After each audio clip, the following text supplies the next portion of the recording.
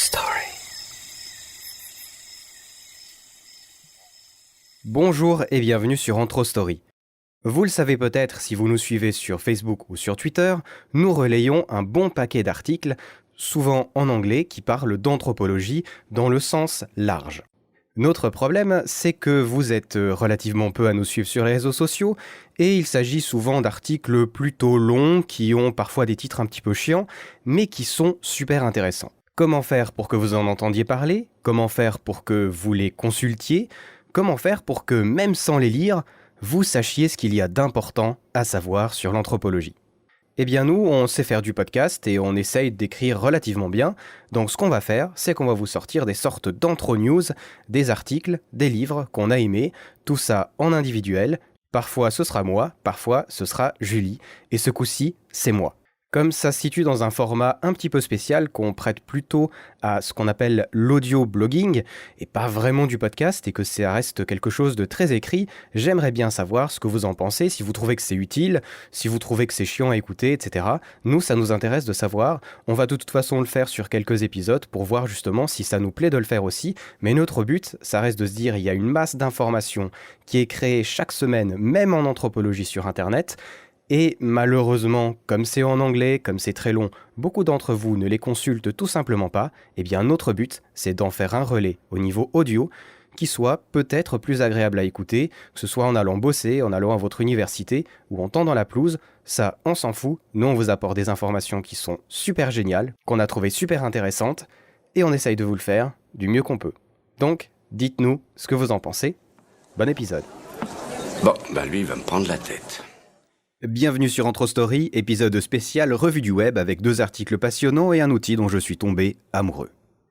Pour débuter, j'aimerais parler d'un article super intéressant, que je vais essayer de résumer même si c'est pas facile, il est plutôt long. Le titre, Est-ce qu'un t-shirt peut être raciste ? Pour la petite histoire, Seth Skerritt était super frustré de ne jamais trouver un t-shirt qui lui allait bien. Ou c'est trop court, ou c'est trop long, les manches ne vont jamais, le col non plus, c'est trop large par endroits et trop serré à d'autres, bref, la cata. Il a été en Asie et a découvert que là-bas, on pouvait avoir recours à un tailleur, qui prenait du coup très bien les mesures, et où on pouvait avoir des t-shirts parfaitement à sa taille. De retour aux US, il se dit que ça doit pouvoir être fait simplement sur le web. Genre, tu commandes ton t-shirt, tu donnes ta taille, tes mesures, et le t-shirt est ensuite fait pour toi. Problème, on ne sait jamais comment mesurer et les utilisateurs font souvent des erreurs, autant dans la mesure que dans la saisie des données. Ce qui revient au même au niveau frustration quand le t-shirt qu'on reçoit, du coup, ne nous va pas du tout. Mais le gars est malin, et il se dit qu'avec un bon algorithme, il est possible d'estimer la coupe du t-shirt idéal avec des questions simples genre taille, poids, etc. Dans sa première expérience, il a remarqué que sur 30 personnes, les résultats étaient pas top du tout. À part pour les caucasiens. Sous-entendu, les blancs. Et là, j'avertis tout de suite. On part sur un sujet hyper complexe et quelque peu dérangeant. Donc ne criez pas au scandale. Et allez lire l'article. Sachez aussi qu'à chaque fois que je vais dire blanc, noir, asiatique, hispanique, c'est bien entendu entre de très grosses guillemets et pour reprendre les mots de l'article. Il s'est dit que si son algorithme fonctionnait mieux avec les blancs, parce que le corps des blancs est différent de celui des noirs, alors il fallait juste ajouter une catégorie de plus dans son questionnaire qu'il a appelée ethnie. Il a donc inscrit asiatique, noir, blanc, hispanique et je ne suis pas sûr. Chacune de ces catégories changeait légèrement la forme du t-shirt. Je pense que vous me voyez venir. C'est un peu dérangeant. De 2 manières, principalement. La première, c'est que même si l'échantillon de 30 t-shirts est faible, la réflexion de Seth part d'une observation, qui est peut-être juste. Après tout, est-ce que c'est si fou de penser que la majorité des habits qu'on a sont créés pour être portés par des blancs et donc ont tendance à moins aller à d'autres populations ? La deuxième, c'est que c'est quand même différencier les acheteurs de t-shirts en fonction de la race, entre grosses guillemets encore une fois. L'article utilise un terme qui me semble meilleur, qui est ancêtre génétique, mais ça demanderait beaucoup plus de discussion. L'article cite au moins 2 autres cas similaires et on va les reprendre. Le premier, Nike, en 2007, qui fait une ligne spéciale de chaussures pour, je prends la dénomination américaine pour éviter une traduction approximative, les Native Americans, qu'on aurait tendance à appeler chez nous les Amérindiens, avec toutes les imprécisions graves que ça inclut. Je reprends. Nike l'a fait après avoir mesuré 224 pieds à travers les US, mesure qui semblait montrer une forme de pied différente. Là, on a aussi a priori une observation scientifique qui semble montrer une différence dans la forme du pied, et d'un côté pourquoi pas, en plus ça part d'un bon sentiment, avoir une chaussure qui va bien à son pied, c'est plutôt agréable. Alex Goodman, un anthropologue, s'est exprimé sur la question. Par exemple, quel était l'âge des gens dont Nike a mesuré les pieds ? Sachant qu'il est fort probable qu'une population âgée aura une forme de pied un peu différente d'une jeune population. Fait intéressant, les Native Americans ont un risque de diabète 2 fois supérieur à la moyenne nationale. Autrement dit, Nike a-t-il fait des chaussures pour les Native Americans ou pour les diabétiques ? On va revenir vers sa critique finale à la fin, allons vers le deuxième exemple. L'armée américaine, depuis la guerre civile, mesure la taille, le poids et l'indice de masse corporelle des recrues pour essayer de déterminer leur état de santé, renvoyer ceux qui sont inaptes et savoir quelle distance et avec quel poids elles peuvent marcher. Après la Deuxième Guerre mondiale, ces datas sont devenues encore plus importantes. La guerre étant de plus en plus mécanisée, il fallait pouvoir déterminer si un soldat allait pouvoir entrer dans un tank ou dans un avion, ou s'il allait être trop grand pour soi, histoire d'avoir de bons soldats aux bons endroits. Dans ces datas, il y avait aussi la race. Chose que les anthropologues, comme la plupart d'entre nous, auraient fortement tendance à condamner. Mais le problème, c'est que si ces datas sont prises, si elles sont considérées comme importantes, c'est qu'il y a de vraies raisons. Prenons l'exemple des gilets pare-balles. S'il est trop court, on peut se prendre une balle dans le bide. S'il est trop long, on sera gêné pour courir. Ou alors imaginez un masque à gaz qui ne va pas vraiment à la forme de votre tête, donc pas étanche. Et c'est là que ces datas sont indispensables. En réalité, elles ne sont pas là pour déterminer quelle taille de gilet ou de masque ira pour chaque recrue, sachant qu'il y a des différences entre les individus. Ces mesures sont tout simplement là pour prévoir les stocks et les coûts à l'avance. Si l'armée doit acheter 20 000 gilets, qu'elle sait qu'il y a 15% de recrues noirs américains, ils vont commander 15% de gilets qui vont à la moyenne mesurée chez cette population. Si les prévisions étaient erronées, l'armée aurait trop ou pas assez de gilets d'une certaine taille. Un autre exemple, c'est les crash tests de voitures. Les mannequins ne doivent pas uniquement être basés sur la morphologie moyenne des blancs, mais bien avoir des variations de taille, de jambes, de bras, pour que la voiture soit sûre pour tout le monde.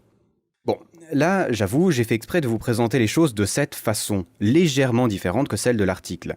Vous devriez à présent être convaincu qu'il y a des variations de morphologie entre les races. En fait, c'est beaucoup plus compliqué que ça.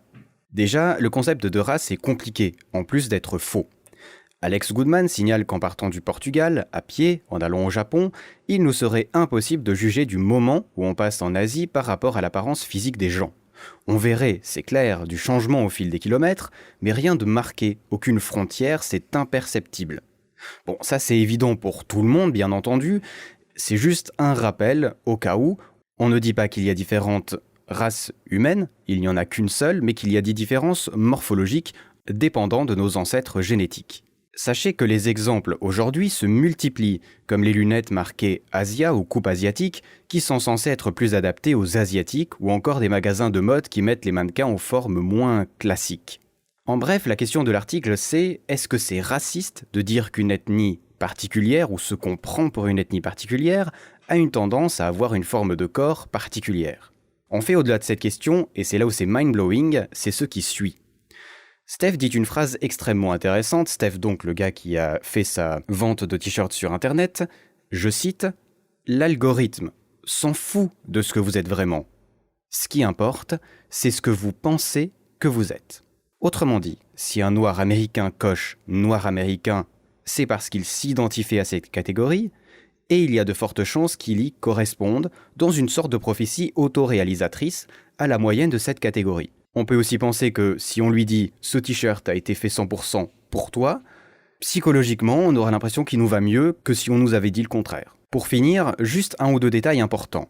L'exemple des t-shirts n'est pas une étude scientifique, et il y a de clairs biais à la base. Par exemple, il faudrait faire la même expérience, mais en enlevant ethnicité, des choix possibles, et voir s'il y a plus ou moins de retours de t-shirts pour cause de mauvaise taille, mais sur une très longue durée avec un grand volume de t-shirts. Pour moi, comme pour l'auteur de l'article, un point intéressant est la différence de vue des races entre, d'un côté, la science et de l'autre, les compagnies privées. La science a statué depuis longtemps et c'est sans appel, il n'y a qu'une race humaine, et c'est indiscutable. Par contre, dans le même temps, les compagnies privées entrent la race dans leurs paramètres, comme c'est le cas avec cette boutique de t-shirts, qu'il soit visible ou non, ça peut être un paramètre quelque part dans un algorithme qui est totalement invisible pour nous, en tant qu'utilisateurs, que ce soit pour calibrer leurs commandes, leur marketing, etc. Il faut certainement plus voir ça comme une catégorisation facile à faire, créer des groupes ayant des morphologies différentes et en estimer la population, que le voir comme du racisme de bas étage, mais ça mériterait probablement une discussion longue et passionnante. En tout cas, allez lire l'article, il est génialissime. Pour le deuxième article, on part sur du plus léger mais passionnant quand même. Pour rappel, pour ceux qui n'auraient pas écouté notre génialissime épisode avec Luc Doyon, avec qui nous avions parlé du jeu Far Cry Primal, aux US, l'archéologie est comptée dans les 4 sous-disciplines regroupées sous anthropologie. C'est pour ça que je n'hésiterai pas à parler d'archéologie de temps en temps sur AnthroStory. Si je vous dis Lionhead Studio, ça vous dit quelque chose? Black and White? Fable? Non? Bon, petit résumé éclair. Lionhead Studio est un développeur de jeux vidéo fondé en 1996 avec le célèbre Peter Molineux comme cofondateur. Ils ont créé Black and White et la série des Fables avec un assez grand succès critique et des bonnes ventes. Le studio est racheté par Microsoft en 2006, se mettent à développer Fable Legend et ferme le 7 mars 2016. Quel rapport avec l'archéologie? Franchement, je ne voyais pas du tout. Et heureusement qu'Andrew Reinhardt, du blog Archéogaming, l'explique dans son article. Sur son blog, il s'intéresse à l'archéologie dans et autour des jeux vidéo et essaye de penser l'archéologie du jeu vidéo. C'est absolument passionnant, allez y faire un tour. Pour revenir à l'article, les premières questions qu'il se pose sont sur les jeux en eux-mêmes, leur conservation. Un jeu n'est pas libre de droit, même si la société qui l'a édité a fermé, et cependant potentiellement l'entend. Il y a un moment où ces jeux sont susceptibles d'arriver dans la catégorie Abandonware, une catégorie étrange où le copyright peut être valide mais ignoré par le détenteur de droits, souvent parce que ce sont de très très vieux jeux. Et oui, c'est important, le jeu Black and White, par exemple, étant de plus en plus difficile à trouver, d'où un risque de perte totale de certaines créations. Autre question, que se passera-t-il avec Fable Legend ? Le jeu n'est pas fini, son développement a été arrêté, mais Microsoft en garde la propriété intellectuelle, d'autant plus que sa reprise par un autre studio est, au mieux, très hypothétique. Ce jeu va-t-il tout simplement disparaître ? Hors du jeu, quoique pas tout à fait. On peut se demander ce que va faire Microsoft avec tout le matériel encore existant. Storyboard, carnet de dessin, carnet d'écriture, recherche artistique, etc. Qu'est-ce qui va être gardé ? Qu'est-ce qui va être détruit ? Comment Microsoft va choisir ? Qu'est-il nécessaire de préserver et pourquoi ? Même question pour l'endroit physique où était localisé Lionhead Studio. Que va-t-il rester physiquement du studio dans 1 an ? Dans 5 ans ? Est-ce que ces bâtiments ont une importance, sachant que ce qu'ils produisaient était « virtuel » entre guillemets ? Et puis ces bâtiments, ne sont-ils pas le reflet de notre époque, de notre façon de travailler, de vivre ? Même si aujourd'hui il y en a plein, ne doit-on pas en préserver pour des générations futures ? Bon, vous le voyez, ce ne sont que des questions, majoritairement, sans réponse actuelle. Mais ces questions ont une importance. Nous reprochera-t-on, dans le futur, de ne pas avoir préservé des lignes de code ou des artworks de jeux vidéo ? On s'acharne à préserver de très vieux bâtiments, mais ne devront-on pas aussi s'acharner pour préserver un vieux kiosque, une vieille cabine téléphonique ou le dernier cybercafé d'une région ? Fin de la petite review d'article, on passe à un outil que j'ai adoré. Je vous avertis tout de suite, je suis absolument et probablement beaucoup trop fan de l'outil que je vais vous présenter. Pour la petite histoire, nous sommes en phase de recherche pour une série d'épisodes qui paraîtront sans doute en fin d'année sur AnthroStory. Donc, j'ai mes sources devant moi, mes gros livres, plein de liens sur le net, etc. Comme dans tout travail de recherche, finalement. Mais j'ai un problème. Il y a plein de zones géographiques différentes, ça va encore, mais surtout plein de dates. Énormément de dates. Si j'arrive à suivre la ligne du temps d'un peuple ou d'une région particulière relativement bien, dès que plusieurs chronologies se mélangent, c'est la catastrophe. Je ne me souviens plus qui est arrivé où et quand, si tel voyage a été fait avant ou après un autre, c'est un bazar dans ma tête et tout se mélange. Pas pratique du tout. D'autant plus que certains livres reviennent sans arrêt en avant et en arrière dans le temps, ce qui finit de m'achever. J'avais ma petite solution à moi. Un carnet tout joli, dans lequel j'inscris mes dates et mes notes. Ensuite, je copiais les notes sur un Google Doc, et là, j'essayais de remettre en ordre la chronologie en copiant, collant mes dates et le texte qui allait avec. Mais autant vous dire que c'est pas fonctionnel à partir du moment où on a plus d'une dizaine de dates. Et c'est là que, par un pur hasard, je vois le flux de Savage Mind se mettre à jour avec un article qui titrait « Tools we use, Aeon Timeline 2 ». Pour ceux qui ne lisent pas l'anglais, Savage Mind est sans doute le plus gros blog d'anthropologie. Un collectif se cache derrière depuis 10 ans et ils font un travail remarquable. Ils sont responsables de pas mal de mes achats compulsifs de livres d'anthropologie. L'auteur de cet article avoue son addiction au timeline, ces tableaux où on a une ligne de temps et où les événements sont faciles à voir et où l'enchaînement des choses apparaît clairement. Une chronologie sur papier. Sur papier, c'est hyper galère à faire, et surtout si on oublie un truc en plein milieu et qu'on n'a plus de place, c'est foutu, il faut tout recommencer. Mais on est en 2016, donc vive l'informatique qui résout tous nos problèmes. Enfin, surtout nos problèmes de timeline. Pour faire simple, vous avez une grosse ligne de temps et vous entrez vos dates, les personnages, les lieux, les sources qui sont reliées à ces dates-là, et le programme se charge de vous les placer en temps réel, automatiquement sur la timeline. Vous pouvez ensuite exporter vos timelines en images, voire les intégrer sur votre site web. Je l'ai fait avec mon gros livre et c'est absolument génial. Je vois les événements se succéder, ce qui m'aide à l'écriture des épisodes par exemple. Je vois les imprécisions de temps qui posent problème, où est-ce que je dois chercher des informations. Je peux aller vérifier facilement si les dates sont correctes parce que je les ai directement sous les yeux. Je peux aller chercher une deuxième source sur ces dates-là. Je peux voir les corrélations entre certains événements qui n'ont pas eu lieu au même endroit, les dates qu'il faut rajouter, bref, c'est le top du top. Pour ceux qui sont aux études, c'est aussi une superbe manière de réviser, vu qu'on peut mettre des annotations complètes pour chaque événement et ainsi avoir une vision globale d'une situation. J'imagine aussi que ça peut être utile à un prof pour son enseignement, je mettrai à disposition les timelines que je vais créer si ça vous intéresse. Comme je suis fan, je n'ai aucune vraie critique à faire. J'ajouterai que si vous écrivez de la fiction, c'est top pour voir la succession d'événements de votre histoire. Vérifier si un personnage ne se déplace pas trop vite entre deux endroits, ou s'il est même à deux endroits à la fois, ce qui arrive dans les mauvais films, voir s'il manque des scènes par exemple. Vous pouvez aussi mettre des événements en relation, c'est un outil ultra complet. Il est à 50$, ce qui est probablement trop cher pour la plupart d'entre vous, mais ce qui est génial sur internet, c'est que vous pouvez souvent trouver des coupons pour l'avoir à 25$. N'hésitez pas à faire des recherches sur Google style Eon Timeline 2 Discount ou Eon Timeline 2 Coupon et vous trouverez probablement des codes, je l'ai trouvé, pour l'avoir à moitié prix. Et pour 25$, c'est un outil ultra puissant parce que autant vous dire qu'avec Excel, Word ou tous les autres trucs, c'est pas possible de le faire. Il y a des outils en ligne, gratuits, qui existent. Le problème, c'est toujours de revenir sur ces timelines que vous avez créées gratuitement, de pouvoir les modifier, etc. C'est beaucoup plus simple si vous avez le programme chez vous. Dernier point, vous pouvez faire une timeline par livre et vous pouvez ensuite mettre ces timelines ensemble.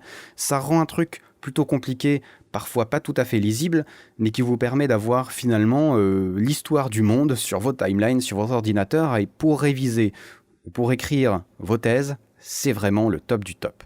Pour ceux qui utilisent Scrivener, dont je vais probablement vous parler dans le prochain épisode, Eon Timeline se synchronise très bien avec, c'est fait pour, ça a été créé pour ça. Scrivener, petite note, c'est un programme d'écriture sur Mac et sur PC, qui est vraiment génial. Je vous expliquerai pourquoi c'est beaucoup mieux que d'utiliser Word, etc. pour faire vos travaux. C'est top, n'hésitez pas à faire une recherche Google Scriveners pour voir ce à quoi ça ressemble. Mais j'en reparlerai la prochaine fois. C'était ma petite revue d'actualité, il y en aura d'autres dès que je trouve des trucs super intéressants à raconter. Et vous savez quoi ? Il y en a plein, parce qu'il y a plein de blogs d'anthropologie qui parlent de sujets de fous. À la prochaine. Andro Story.